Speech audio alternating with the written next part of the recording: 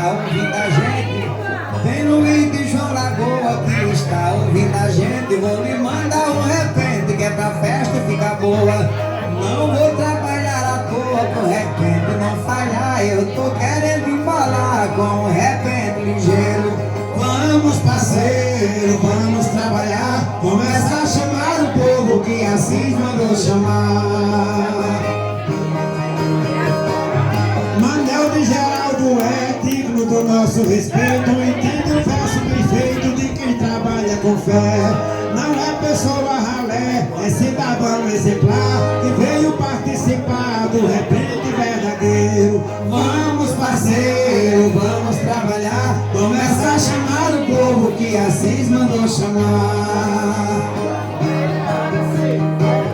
Todo repentista diz que tendo gente educada, a gente segue a estrada e ninguém toma diretriz. O repentista é feliz, só basta o povo escutar. Por repente se levar e a festa fica ligeira.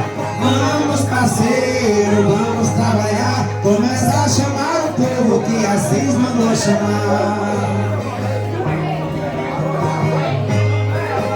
Já recebi de Manel essa pessoa de bem. Tem Titanic também que eu boto no meu papel. Se Titanic é do bem, com certeza vem gastar.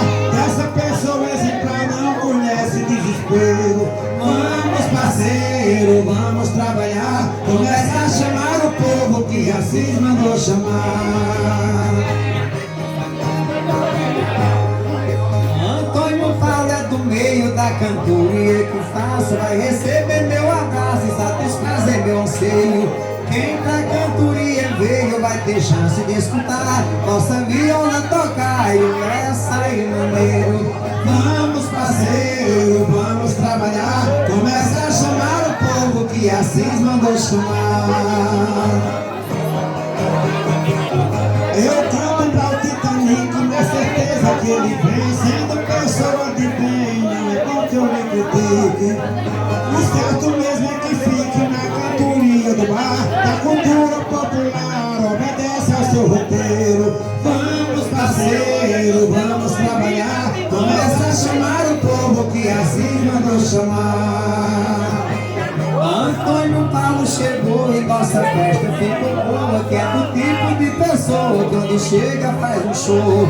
Por isso cantando eu vou pra ele os versos mandar. Que ele merece escutar, só repente verdadeiro. Vamos parceiro, vamos trabalhar. Começa a chamar o povo que Assis mandou chamar. Cada repente cantado é feito de improviso. Que eu desse povo preciso de um colega do meu lado.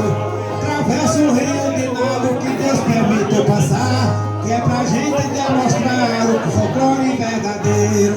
Vamos